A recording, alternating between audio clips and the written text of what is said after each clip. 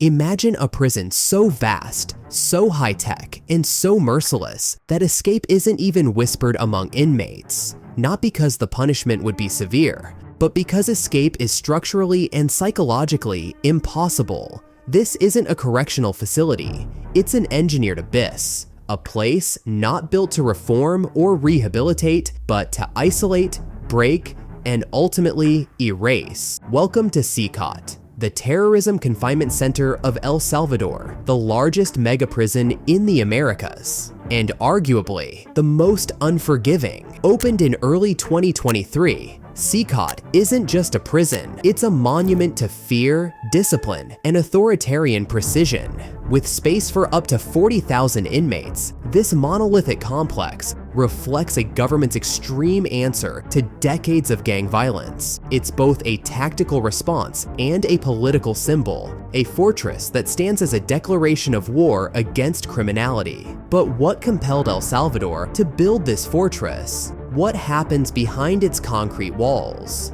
And is it a beacon of national security or a glimpse into an Orwellian future? Is it possible that this stronghold, while offering peace, also hides the seeds of a darker regime? Let's go inside El Salvador's most notorious stronghold.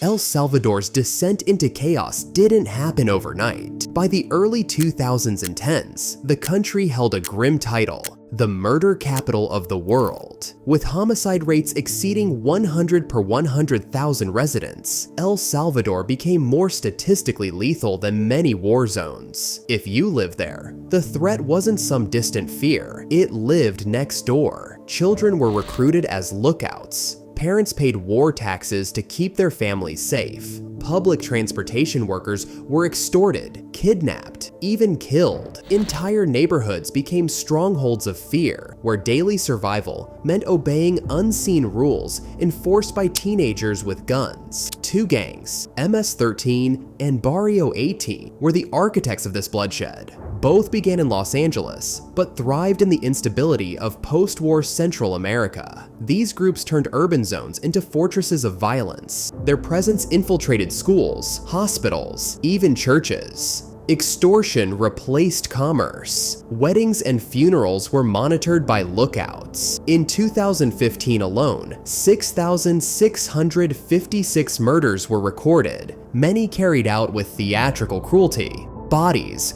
were decapitated, dismembered, and dumped as warnings. Some victims were buried in clandestine graves. Others were left out in the open as messages. Then came March 26, 2022. In just 24 hours, 87 people were murdered in coordinated killings. El Salvador is under state of emergency after a deadly weekend of gang violence. 60 killings in the last 48 hours. El Salvador has been split by multiple street gangs and reported a series of violent incidents from different regions of the country. Not just gang-on-gang violence. Civilians were deliberately targeted. Street vendors, bus drivers, and students were killed in cold blood. The massacre wasn't just about territory. It was a declaration of power, a dare to the state. It triggered a political earthquake that would reshape the nation. This wasn't just crime, it was insurgency. It challenged the government's legitimacy, and it demanded a response. President Nayib Bukele answered with an iron fist. He declared a state of emergency. Constitutional rights were suspended. Habeas corpus was shelved. Freedom of assembly gone. Within weeks, over 80,000 people were arrested. Entire communities watched as masked police and soldiers raided homes at dawn,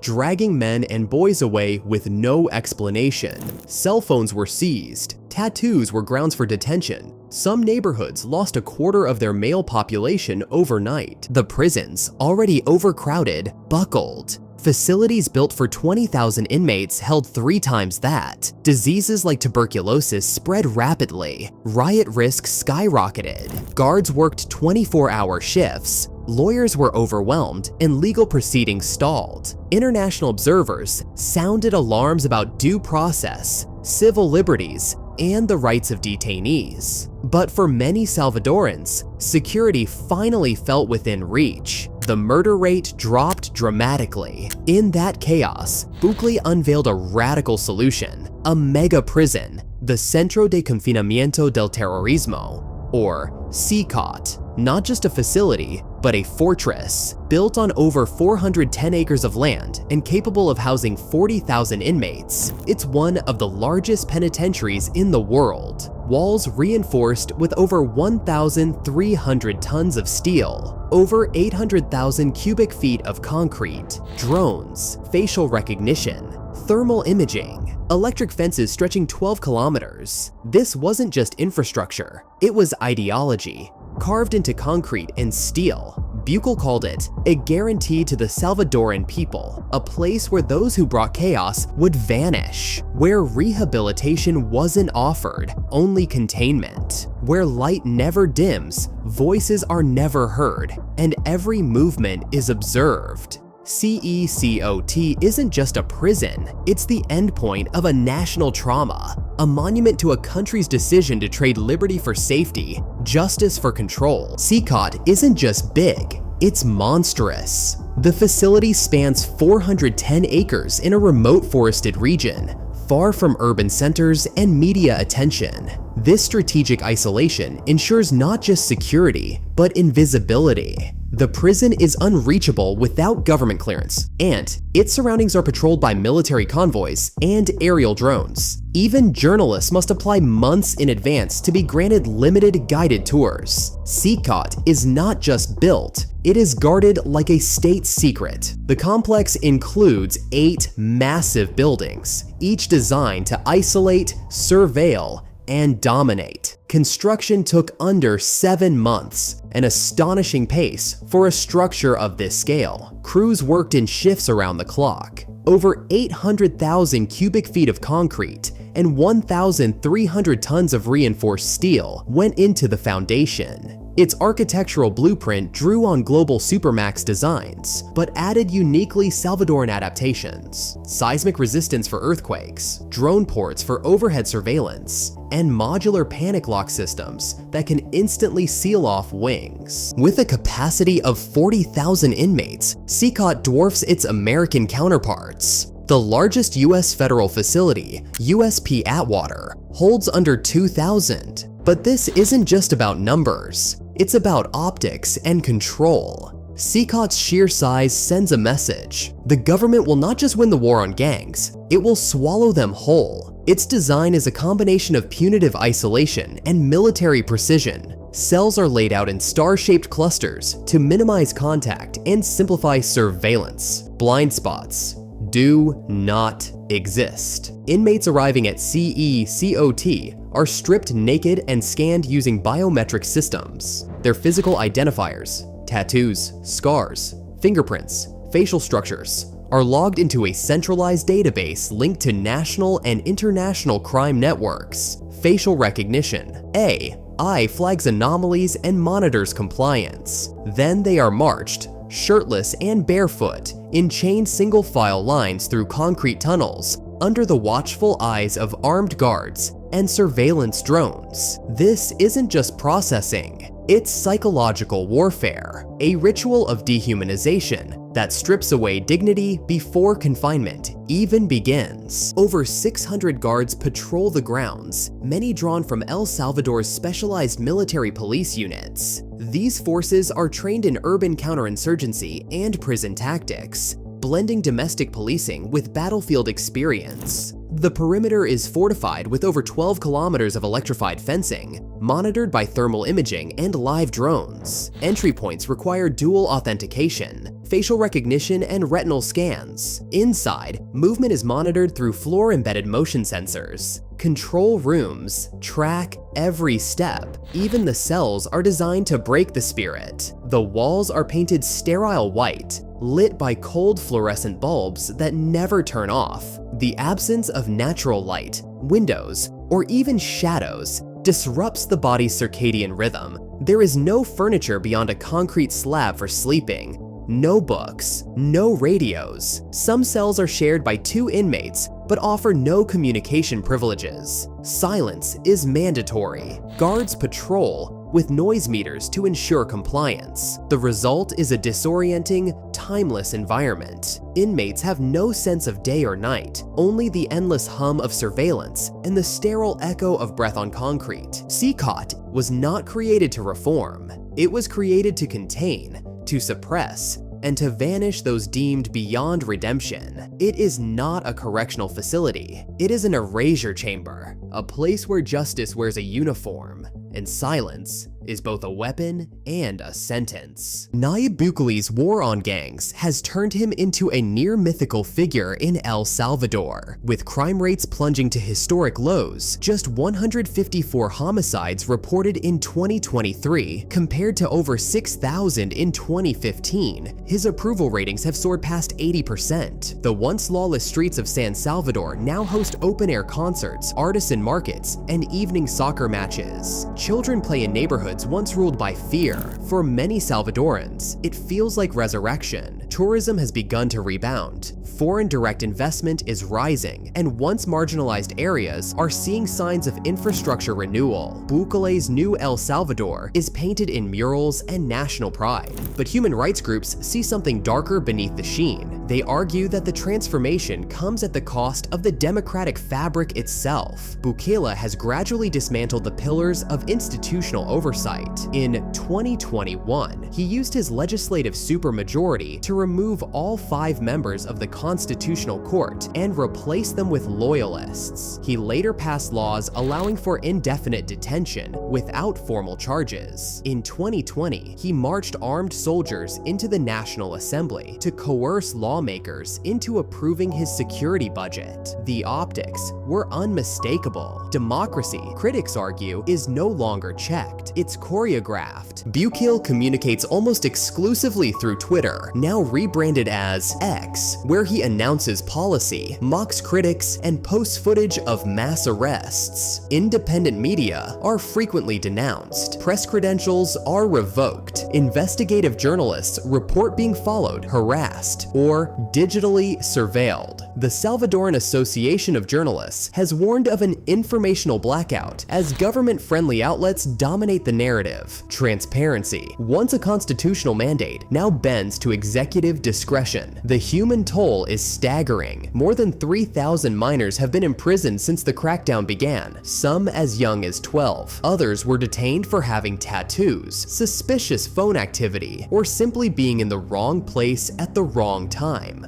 Due process is often absent. Legal representation is scarce. Families are left guessing. In some cases, parents have gone months without confirmation of where or if their children are alive. The prison system has become a black hole, swallowing people without trial or trace. Torture allegations have multiplied. Amnesty International and Human Rights Watch have documented dozens of cases involving beatings, starvation, and prolonged solitary confinement. One detainee was kept in a blacked-out cell for 15 days, with no light, no sound, and no human contact. When he emerged, he was unable to speak. His cellmate, another survivor, claimed guards called it the box of silence. NGOs have demanded independent oversight, forensic audits, and international inspection access. All have been denied. The government counters with accusations, claiming NGOs defend criminals and undermine national security. Journalists critical of the government face legal retaliation. Tax audits, vague criminal charges, and cybersecurity laws are used to silence dissent. Several newsrooms have shuttered under pressure. Online harassment campaigns, some reportedly backed by bot accounts, amplify state messaging and drown out investigative work. In one high-profile case, a journalist was doxxed by a pro-government influencer, receiving threats and needing to flee the country. Bukele's defenders argue that extraordinary times require extraordinary measures. They point to plummeting crime, improved GDP growth, and rising international interest. But critics warn that while El Salvador may be safer, it is also less free, and CECOT stands as both the literal and symbolic heart of that shift. A prison that promises security but demands silence, a regime that champions order but thrives on opacity, and a leader who has rewritten the rules of governance, not to restore the republic, but to reforge it in his image. Gangs may have ruled the streets, but inside CECOT, the balance of power is fragile. MS-13 and Barrio 18 still exist behind bars, reorganized, restricted, but not erased. Their networks are deep, and despite isolation, remnants of structure and loyalty remain. The prison staff maintains strict separation. Rival factions are housed in separate modules to prevent bloodshed, but friction remains. If rules are broken, even unintentionally, violence erupts. Staff are trained for rapid containment, not mediation.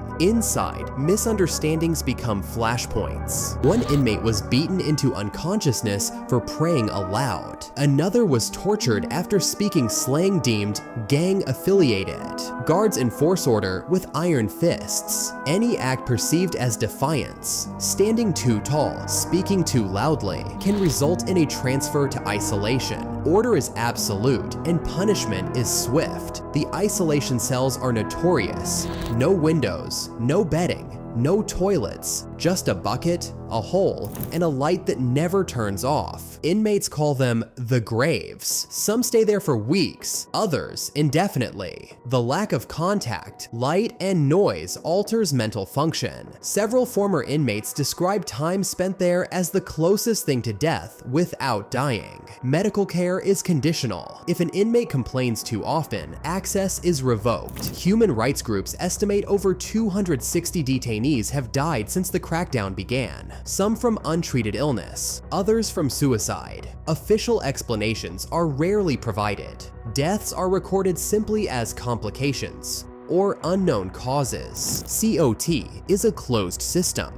What happens inside rarely sees the light. Even government-run press tours only show pristine areas, never the overcrowded cells or isolation wings. In a war against perception, visibility becomes a weapon. From a technical standpoint, CECOT is a masterpiece. Facial scanners, AI surveillance, thermal imaging, biometric locks. It's one of the most advanced prisons ever built. Its operational efficiency has been praised by some security experts as flawless. No contraband, no escapes, no riots. But flawless for what purpose? Critics argue CECOT is not a prison. It's a black site, where people vanish into a void. Due process is absent, oversight is superficial, and the definition of terrorist is dangerously vague. In a country still healing from civil war, the echo of authoritarianism is unmistakable. Thousands of inmates have never faced trial. Some were arrested for living in gang-controlled areas. Others were reported by neighbors seeking revenge or political favor. One man spent 5 months inside after being accused by a former partner. His only evidence? A tattoo and a beard. He was released without apology. His life, however, remains scarred. Yet amid these stories, many Salvadorans remain loyal to Bukila. Crime is down, tourism is up. Migration to the US has dropped by nearly 50%. Small businesses are thriving. Street art flourishes. For the first time in decades, there is hope. The night sounds of gunfire have been replaced with music. For many, that's enough. But hope built on silence can be brittle, and peace enforced through fear may not last. When people are conditioned to trade freedom for safety, they may forget what freedom ever felt like. The silence of the cell becomes the silence of society. CECOT is not just a facility, it's a philosophy. It represents a government's belief that fear, surveillance, and force can cure social decay. It replaces the promise of reform with the reality of control. It is incarceration as performance, discipline turned into spectacle. To some, it's the dawn of a safer nation. To others, it's the death knell of democracy. The choice may not lie in CECOT's walls, but in what the world decides to see. A miracle of discipline or a machinery of suppression. El Salvador may have conquered its gangs, but at what cost? The cost of voices silenced, families torn apart, innocents buried under suspicion. If the price of security is liberty, then what happens when the enemy is gone? Will the cage still stand, waiting for the next threat or the next political inconvenience? Because when you build a system that punishes before it judges, when you erase humanity to restore order, what remains isn't peace, It's power. And power, once absolute, rarely lets go. Check out the Around the World channel for more videos.